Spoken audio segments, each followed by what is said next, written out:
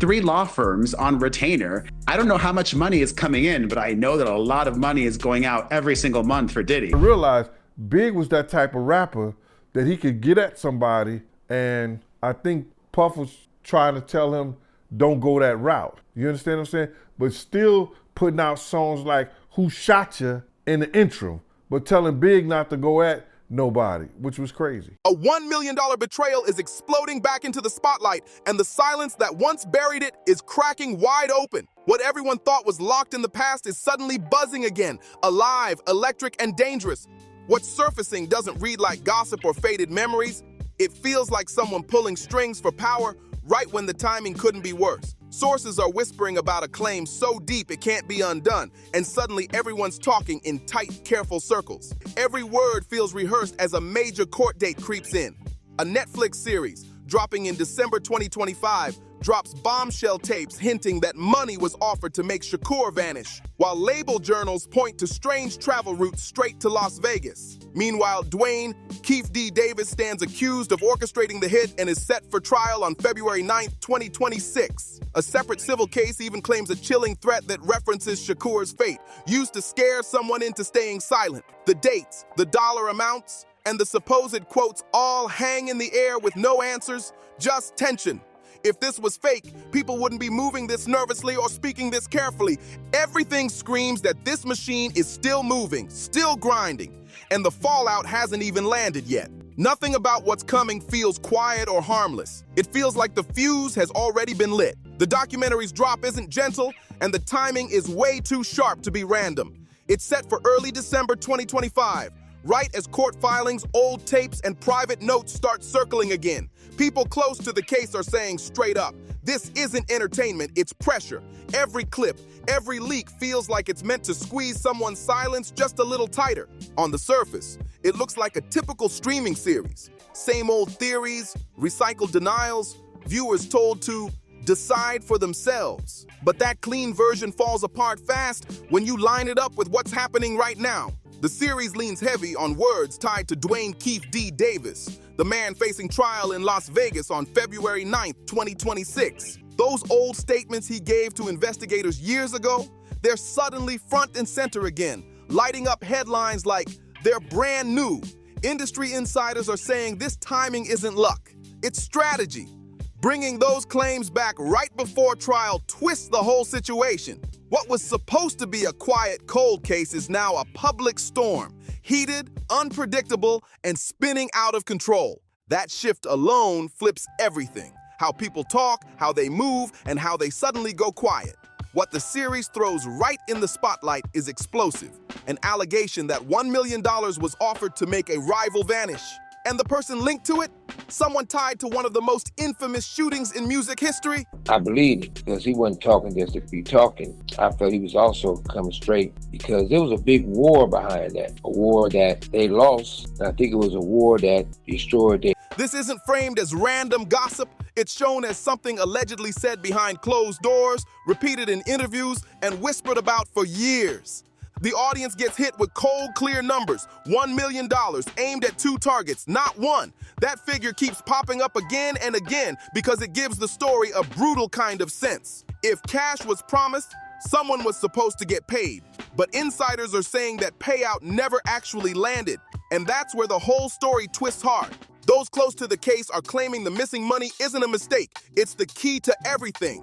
That unfulfilled deal leaves anger, jealousy, and messy loose ends that never healed. People still talking decades later are chasing that broken promise, that shadow of what was owed but never paid. The documentary doesn't clean it up or explain it. It just lets that silence hang there. And somehow, that unspoken tension screams louder than any confession ever could. As the story digs deeper, the chaos on the streets fades. And what comes into focus feels way colder, calculated, and organized. Suddenly, it's not about who was shouting the loudest. It's about who was keeping the book straight while everything else burned. That's where Kirk Burrows steps in. He's not shown as a rapper or some bystander caught in the mix. He's the money man, the one handling budgets and day-to-day moves at Bad Boy during its peak. The series paints him as the type who documents everything, not because he's scared, but because it's literally his job. Viewers see scanned pages from his own journals, what he calls Day Zero. and insiders say those pages are treated like sacred evidence. One note from those journals keeps getting whispered about. A strange request to rent cars and drive from New York to Las Vegas right around the Mike Tyson fight in September 1996. On its own, it's nothing criminal. But for people who know how the industry really moves, it doesn't add up.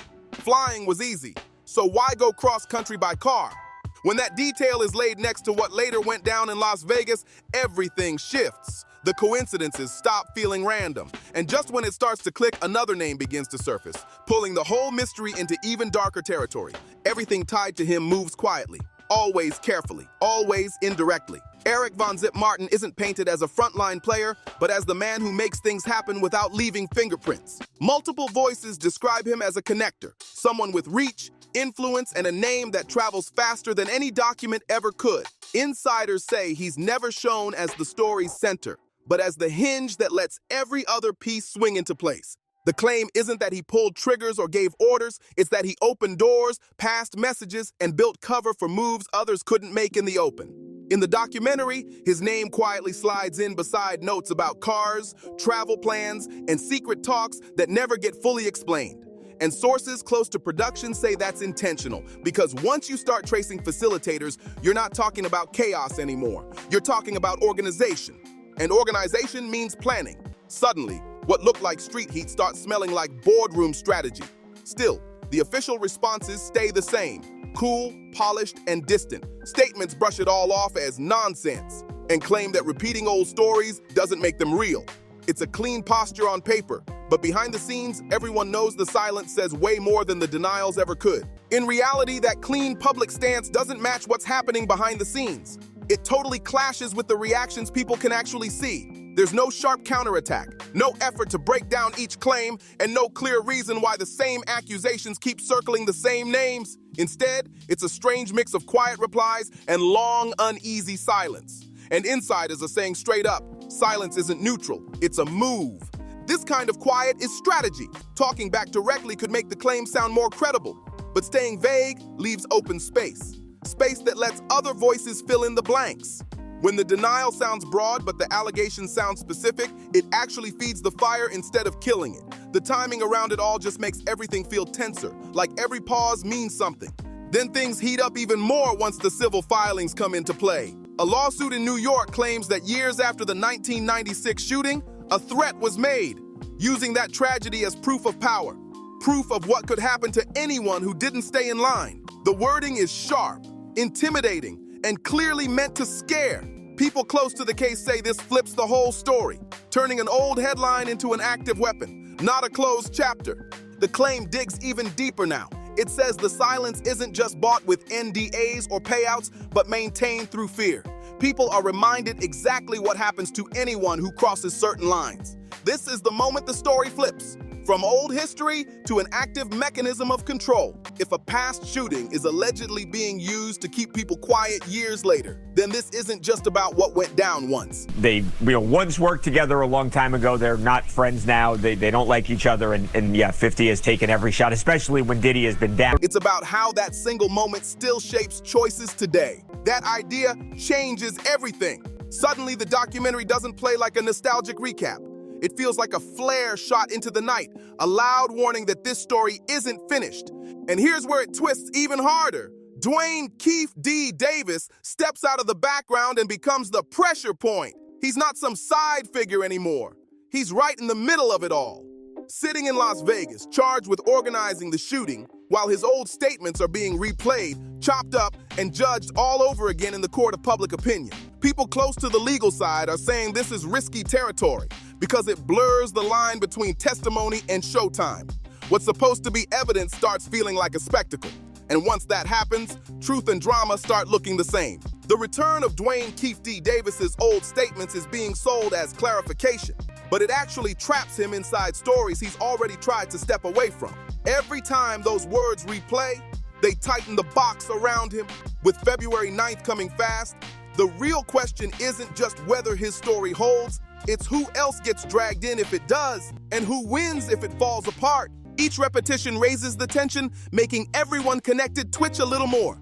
The stakes climb higher with every soundbite, every flashback, every whispered name. But the documentary doesn't stop at one tragedy. It links the dots to the March 1997 shooting of Christopher Wallace, Biggie Smalls, and presents it as part of the same brutal system built on rivalry, fear, and bad judgment. It shows that Wallace reportedly didn't even want to be in LA, his plans shifting until he landed in what insiders describe as a hostile zone anyway. No single clip or note proves guilt, but together, the pattern feels heavy. Two legendary artists gunned down just months apart, both surrounded by ignored warnings and unresolved questions. It shakes people who followed the case for decades. And when you set that against claims of executive influence and financial strings, the story stops looking like personal beef and starts to feel like something bigger. A systemic breakdown where money, control, and silence keep the truth buried. By this point in the story, nothing feels random anymore, but nothing feels fully settled either. The missing money, the odd road trips, the names of quiet facilitators that never quite come to light, and that lawsuit twisting an old tragedy into a weapon, all of it forms a shape people know but can't quite define yet. It's familiar, haunting, and unfinished. Insiders keep saying the real threat isn't in what's already been said. It's in what's still being held back. With the trial date locked in and whispers of more documents waiting to drop, the question isn't if this story grows. It's who decides when it stops and how far they'll go to keep it from spilling into daylight. Every quiet move, every new leak adds another layer. And the longer it stretches, the less it feels like one big scandal and more like a recurring cycle that's been hiding in plain sight. People who've been around that circle for years describe the same pressure patterns: intimidation, humiliation, and silent control, treated not as rare moments, but as the norm. Former associates say it straight. Inside that world, contracts, access, and loyalty aren't just business, they're weapons of leverage. And when you rewind with that mindset, every small detail from the past starts to hit differently. What once looked like standard management now feels like manipulation. That demand for control, that growing resentment toward artists who wanted independence, it suddenly sounds like the start of a storm that's been building for decades. Every piece connects, but no one dares say the full picture out loud. At least, not yet. The nonstop obsession over who's aligned with who starts feeling less like personality drama and more like a system built to keep everyone locked in place. It's not about loyalty, it's about control. And the craziest part, that system doesn't need to prove a thing in court. To work, it just needs people to believe it's real. And insiders say it's that belief, the quiet fear of crossing invisible lines that keeps mouths sealed long after the chaos fades. That's why the old studio incident in New York never truly disappears, even when no one dares name it outright. With the series, with the film? I mean, I think the intention is to give a more full-bodied experience to what happened, you know, from the people that agreed to sit down and to participate. And I feel like the film asks a lot of questions, you know, maybe more questions are asked than answers given. Its shadow lingers because the unresolved nature of that moment feels like proof in itself. For those who lived it, that shooting turned into evidence of power. A reminder that danger didn't just come from the streets, it could come from inside the room. The idea that betrayal happened inside a supposedly safe space planted a seed that never stopped growing. People who were there say it shattered trust permanently, twisting every future disagreement into a paranoid guessing game. Was it setup or bad luck? Once artists start accusing executives instead of rivals, everything shifts. It's no longer a feud, it's governance. It's about who calls the shots, who decides where people go, who they stand beside, and what level of danger is just part of the plan. Suddenly, those last-minute travel changes and unusual arrangements stop looking like coincidences. They start feeling like moves of control, deliberate choices with consequences too heavy for anyone to say out loud. Money keeps creeping back into every corner of this story. It's the quiet thread running through everything. Not just the alleged $1 million at the heart of the claim, but the smaller pressures that insiders say define the whole environment. We're talking about advances that trap artists, expenses that never die, and even after-death accounting that feels more like punishment than protection. Every dollar seems to come with strings attached. People close to the situation say losses are always pushed downward, while control stays locked tight at the top. That setup turns the missing payout into something way bigger than a financial mystery. It becomes a symbol. If that million was promised and never paid, it hints at only two possibilities: deception or interference. And either one breeds enemies, dangerous ones. And those enemies, they don't stay quiet forever, especially the ones who've got nothing left to lose. When the ground shifts, they start talking. And right now, the ground is shifting fast. It's not just because of the courtroom countdown, it's the new civil filings dragging private moments into public view, exposing buried grudges and old power plays. Every story, every lawsuit, every whispered name seems to circle the same invisible center, the same gravitational pull of money and control that's been shaping everything from the start. The claim that an old shooting is being used as proof of power and reach completely flips how past silence is seen. Suddenly, people who once looked complicit now seem cornered. The idea that years of quiet weren't about loyalty but about fear reframes everything. Relationships that once looked tight start to feel like survival pacts, built under pressure instead of trust. And that sparks the question insiders can't stop circling. If intimidation was strong enough to delay people from speaking for years, then what else got delayed, buried, or twisted out of sight? The legal system might crawl at its own pace, but pressure moves fast. Pressure spreads, accelerates, and forces cracks into places that once seemed solid. As that pressure rises, every reaction starts speaking louder than words. Some people can't stop talking, throwing out accusations that sound raw, frantic, and personal. Others vanish completely, sticking to short, cold denials that sound more like walls than defenses.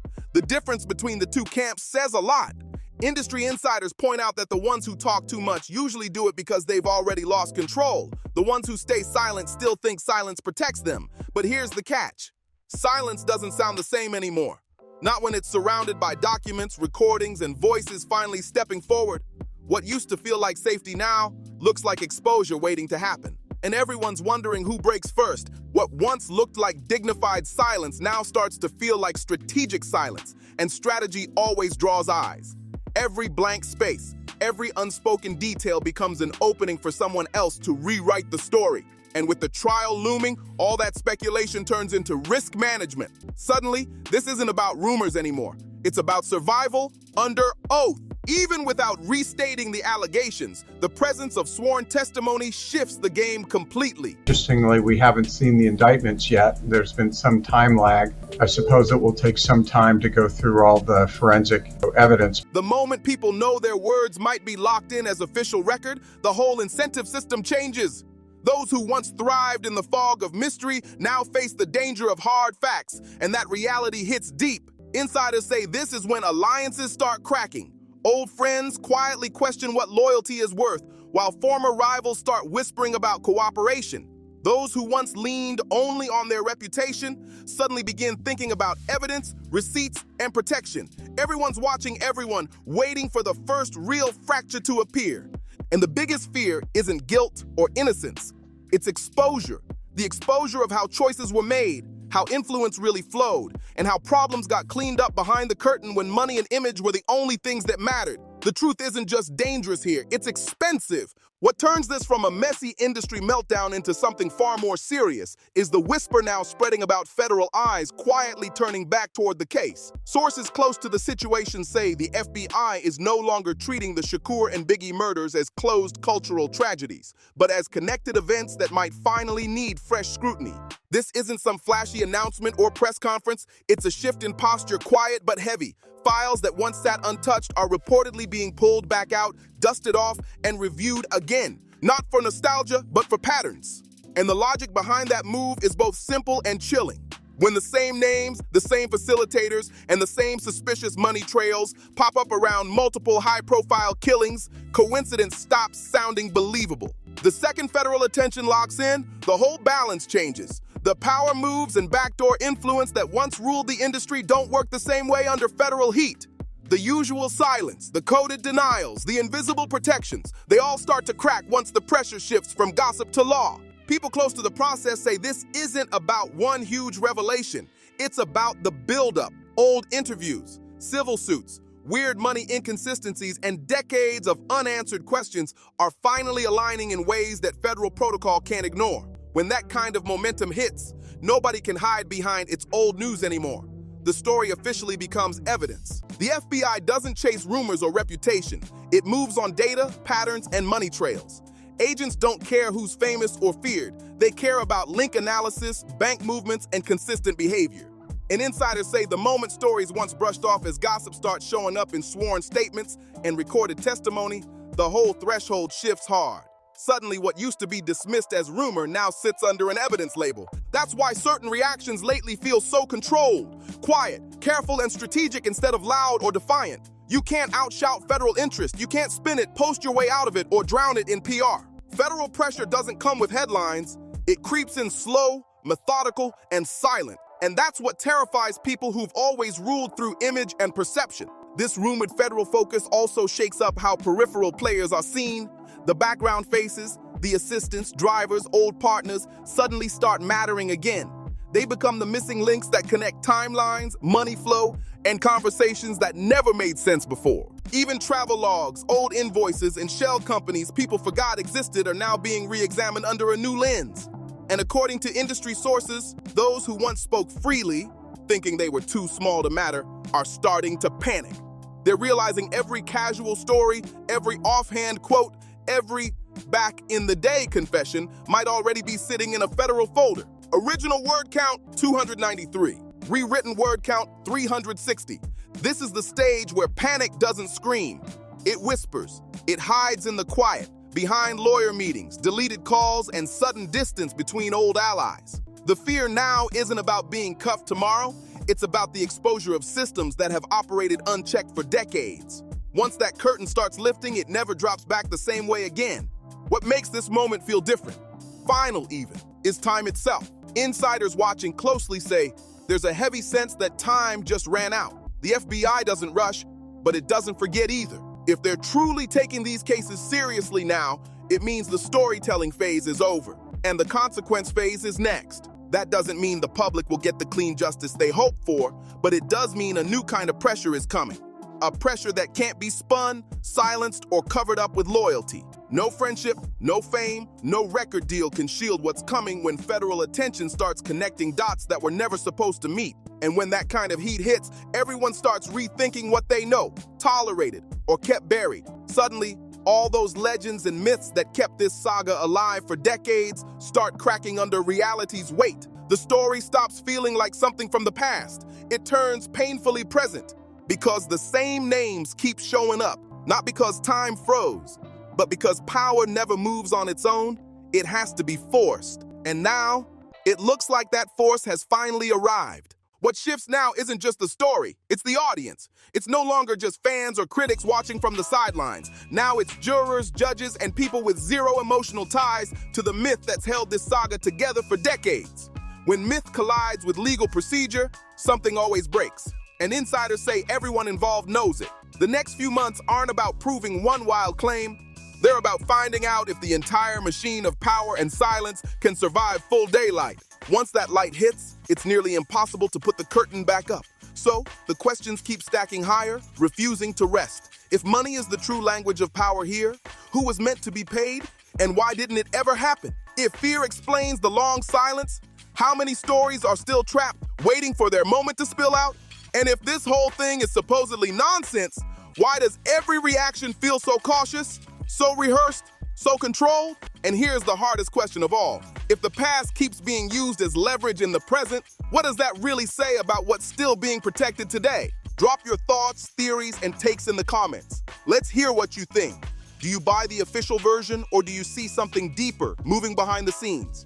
Don't forget to like, subscribe, share, and comment below, because this story isn't done yet, and we're going to keep watching it unravel piece by piece.